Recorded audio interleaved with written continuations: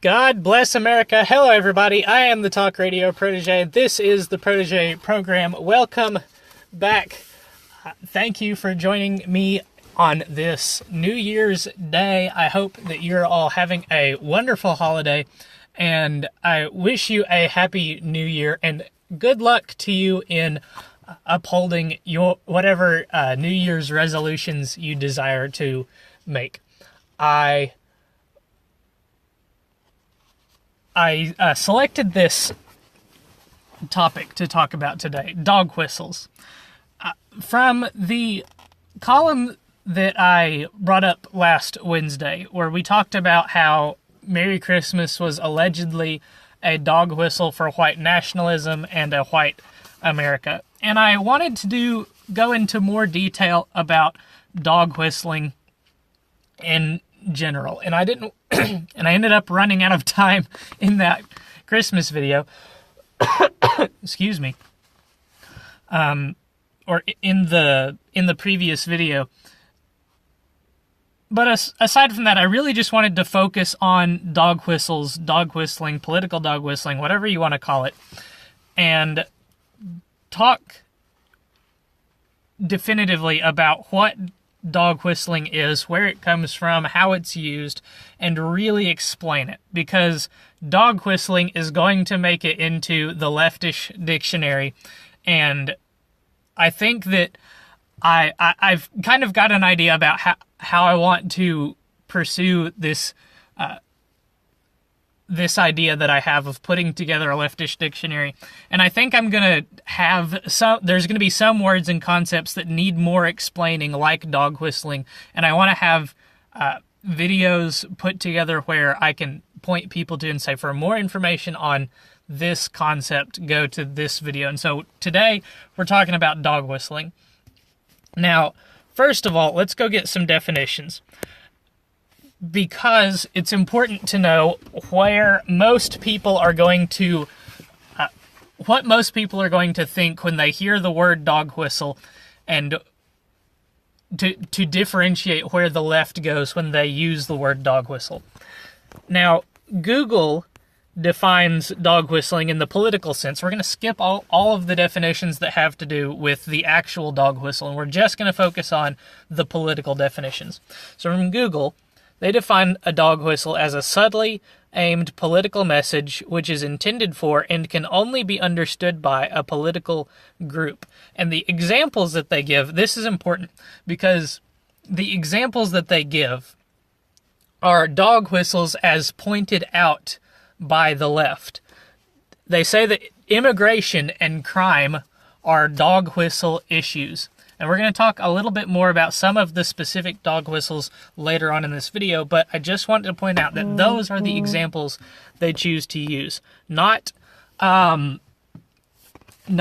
say fairness, not equality, not any issue that a leftist would have to defend as not a dog whistle, but specifically dog whistles that the right is accused of using.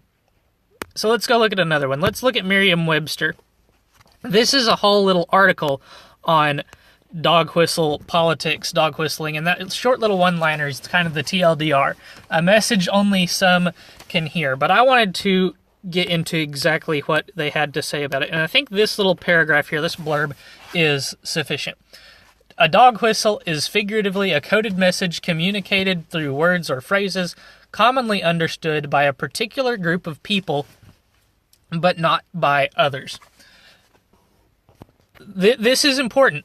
It's important to understand that the dog whistle is a message intended for a specific audience that supposedly no one else can understand. Only the intended audience can understand a dog whistle. We're starting to see this be consistent across our definitions. So let's go to Wikipedia. This is a little less formal than Merriam-Webster, but I think it stands to reason that a lot of people, when they look for definitions on things, they go to Wikipedia. So let's look at the Wikipedia definition of dog whistling. Wikipedia defines it as messaging employing coded language that appears to mean one thing to the general population but has an additional, different, or more specific resonance for a targeted group. Now, there's a sentence in this definition, in this Wikipedia article, that is unique to Wikipedia, which is interesting, and I like, and I think this is part of what goes to show you that you can't always just throw out Wikipedia. The phrase is often used as a pejorative due to a perception of deceptive intent on the speaker thought to be making use of such messaging. Now, just in case you don't know, pejorative is kind of like an accusation. You say that someone's dog whistling when you want to cast negativity on their message or their campaign, whatever, what have you.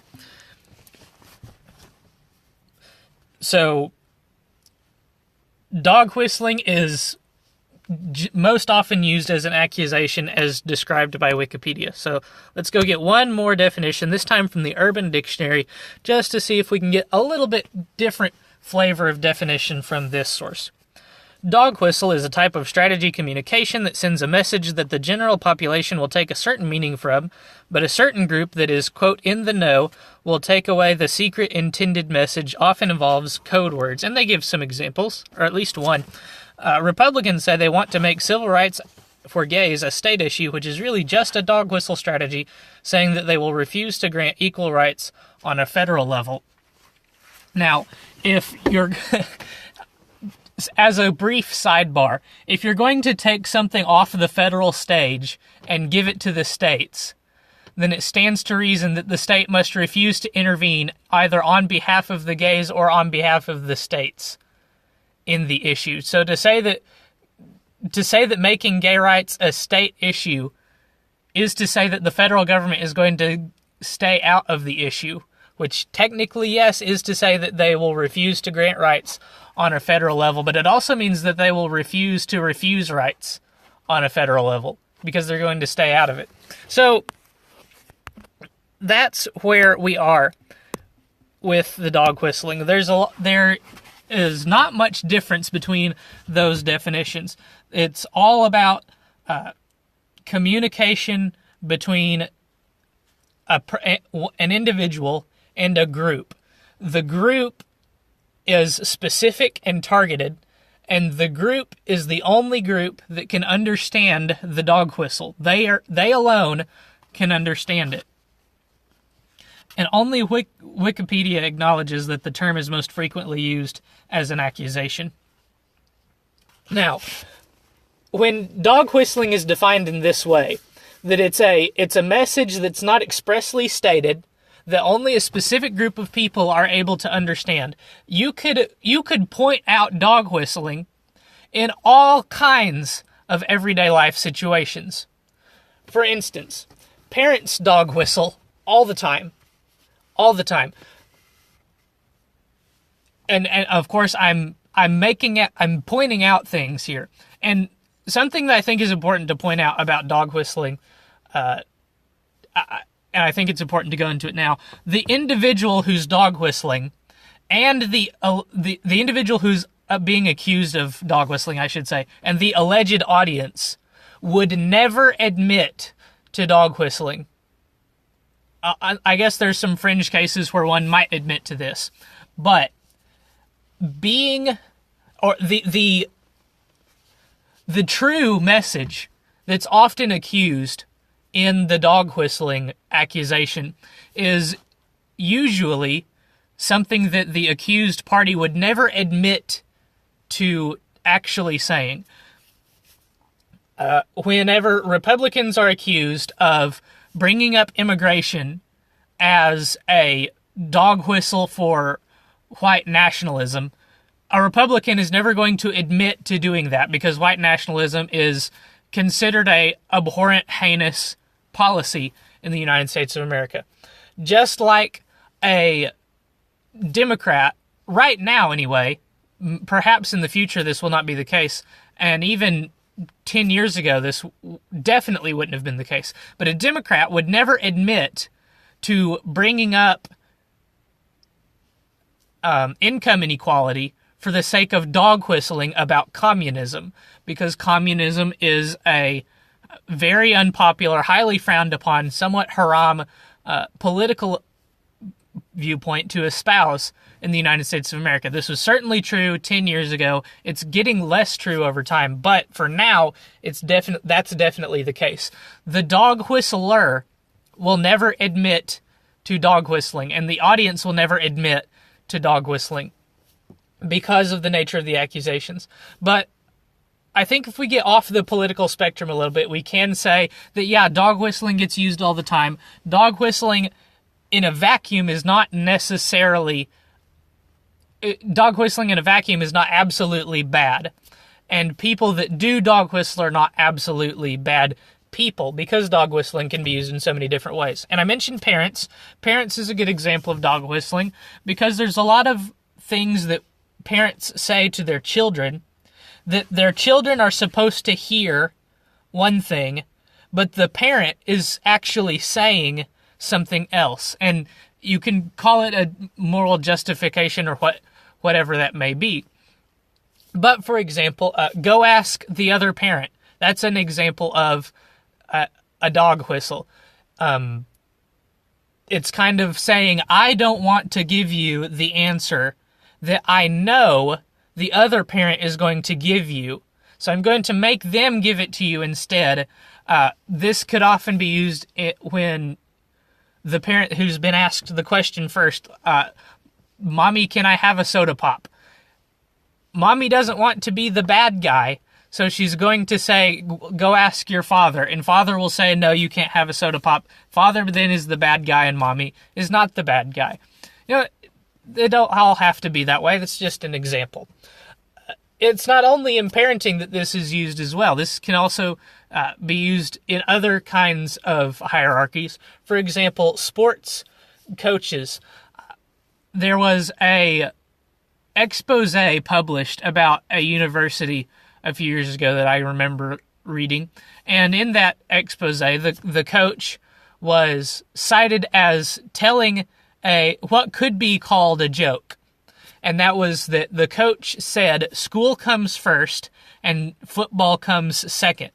But in recounting the joke, or whatever you want to call the joke, the dog whistle, whatever you want to call it, an athlete said when he said school comes first, he held up 2 fingers, and when he said football comes second, he held up 1 finger. And that's kind of an overt dog whistle. You know, I'm saying one thing with my words, and I'm making it abundantly clear that I don't actually mean what I'm saying with other actions.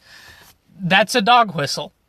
You know, dog whistling you could also say that dog whistling is used by United States dignitaries, spies, soldiers. You know, it gets depicted in the movies and TV shows all the time that when a soldier is captured, then they're tortured and they're made to do and say all these things, and the terrorists or whoever's captured them gets them on video saying a statement that is treasonous or apologetic or something to that effect. But the soldier says it in such a way that it communicates to the United States government that the soldier doesn't actually mean the words that he's saying. This is a dog whistle. You know, there's a message that's being communicated that only the receptees of the message should be able to understand. This is dog whistling, is it not? These are the definitions that we read. It was a message intended for and understood by only a specific group. That was from Google.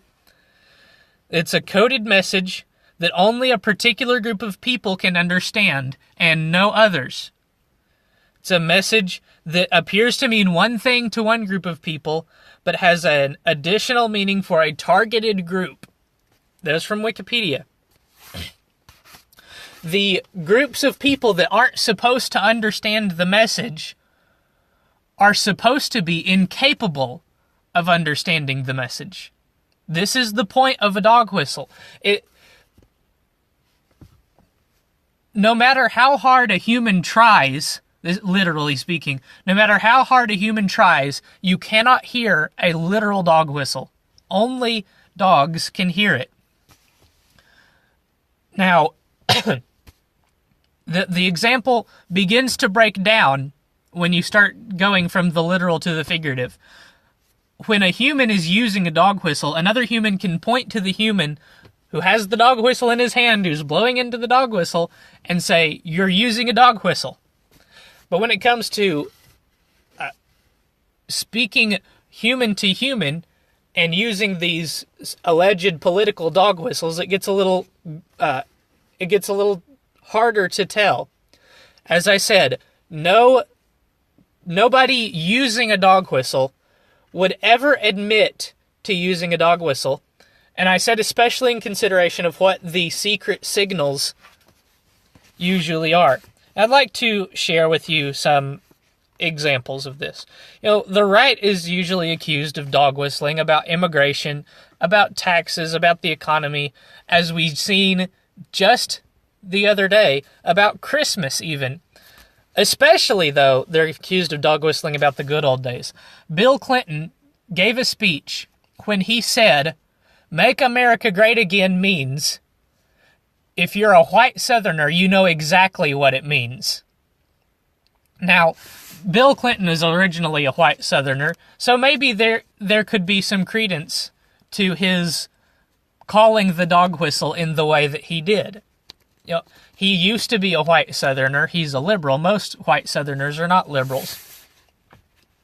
So that you could squirrel around with the dog whistle in that way. The left usually dog whistles about, this is, now the list of things that I gave you for the right are things that I've heard called out before. When they say immigration, they really mean anti-diversity. When they say taxes, they really mean breaks for the rich. When they say Christmas, they really mean white nationalism. The left is on record as saying such things. What I don't have a lot of examples of is people on the right on record accusing Democrats of dog whistling about things. But I put together a short list of things that I can think of that I might point to a leftist and say, "You're actually dog whistling." I might say that a leftist was dog whistling using equality or rights or access or free things or safety. And in order to identify and call out dog whistling, you must identify if the people that are doing the dog whistling, I'll just call them candidates, the constituents or the parties that they're dog whistling for want the things that they're accused of dog whistling about. Let me try to explain. Does the right really want a white ethno-state? If they really want a white ethno-state, but they never say so, and they talk about immigration as a substitute for the white ethno-state, then it could be accurate that they are dog whistling about that. If the right really wants an oppressive, wealthy class, then it could be accurately said that they are dog whistling about an oppressive, wealthy class when they say stuff like tax cuts. Does the right really want to suppress the poor? If they do, then it could be said that the right talking about a strong economy is dog whistling about keeping the poor held down. If the right really does want a pre-Civil War, pre-civil rights, pre-whenever America, then it can be said that saying the good old days is a dog whistle to racial oppression, sexual inequality, different things like that. That is, if the right really wants those things. And I'll tell you, there is no mainstream right-wing politician or right-wing talking head. And I say mainstream because the alt-right is not mainstream. As much as the media wants to make you think they are not. There is no mainstream right-wing politician or talking head that will espouse a white ethno-state, that will espouse an oppressive wealthy class, that will espouse suppression of the poor. There are none. The alt-right is very open about the fact that they want white ethno-state, they want some of them want Christian theocracy. Some of them want social justice for white people. But the mainstream right does not do this. In fact, the vast, vast majority of them vehemently disavow all of these things. White ethno-state, oppressive wealthy class, suppression of the poor, etc. The vast, vast majority of them not only do they not admit that they want these things, they disavow these things. On the other hand, on the left, there are people on the left in the mainstream, because the mainstream of the Democrat Party, you could say the Democrat Party is the mainstream of the left. And they've been shifting to the left over the years, especially in these last 10. There are leftist politicians and public talking heads that do espouse social reparations, that do espouse I wrote it this way, increasing social quote-unquote rights at the cost of liberty, that do espouse free stuff at the cost of higher taxes, that do espouse increased surveillance and more state power for the sake of safety. Not only do they just use the things that I said they might be accused of dog whistling with these things, in moments of honesty, they couple the dog whistles with the true message. In moments of honesty, the left says, we want equality, and we want equality of outcome. They say those things. But knowing this, knowing that knowing what these sides really want, and knowing that the rhetoric that they use may or may not match up with what they really want, requires an informed populace. It requires people to do their own research. It requires people to read what the other side is saying, to read what they say in private, to read what they say in public. And there's one side of the current political climate that actively encourages their constituents to do more research, to read more articles, to find more sources, to go and consume the other side. I'll give you a hint. It's not the left. I think that's going to do it. I think that's all that I have to say about the topic at this time. I'm sure there will be questions in the future. I'll be glad to answer those to the best of my ability. Until then, though, thank you so much for watching this video. I hope you all are enjoying your January 1st. Have a happy new year. I hope that 2018 is as fantastic for you as 2017 was. And if you had a bad 2017, I hope 2018 turns things around for you. I really want 2018 to be the best year of this decade. Again, thank you so much for watching. Have a wonderful day. Until next time, good night, and God bless.